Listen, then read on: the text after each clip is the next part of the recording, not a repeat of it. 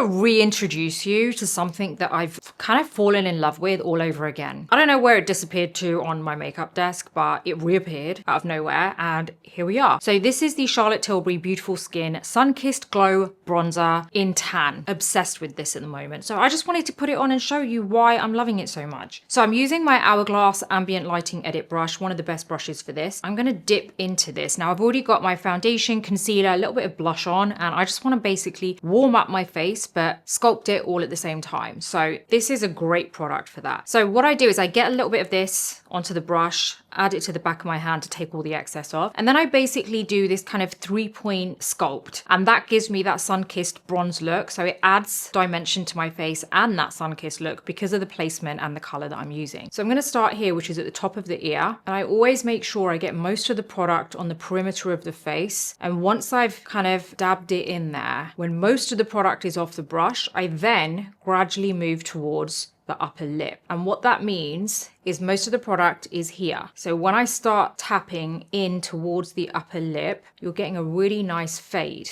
We're going to do this on one side so you can really see the difference, because the sun-kissed look that it gives you is amazing. Now the next point that I do is just this part here, which is usually the end of my brow. So the tail of the brow, and I just pull this into the hairline, and that gives me a little bit of a lift there. I then go a little bit into the sides of my forehead, but really close to the hairline. And then the last point is just beneath the jawline. And this is the area I usually drag because it's okay, because you want that transition. But everywhere else on the main surface area of the face, I'm always tapping. Okay, let's take a look at this for a sec, because this side here is pretty flat, you know, there's not really much going on other than the foundation, concealer, and a little bit of blush. There's not really much dimension. And here you can see it's warmed up the face, it's given us some kind of dimension to the face, and it just doesn't look so flat anymore. Let me quickly set this and I'll be back so you can see exactly how this looks. So this is what it looks like with everything set. So the bronzer comes through really nicely, even though it is a cream bronzer, and I've set it with powder on top. I just wanted to share that because I forgot how good it really is. And by the way, if you're wondering what lipstick I'm wearing, because I get asked this a lot on my videos and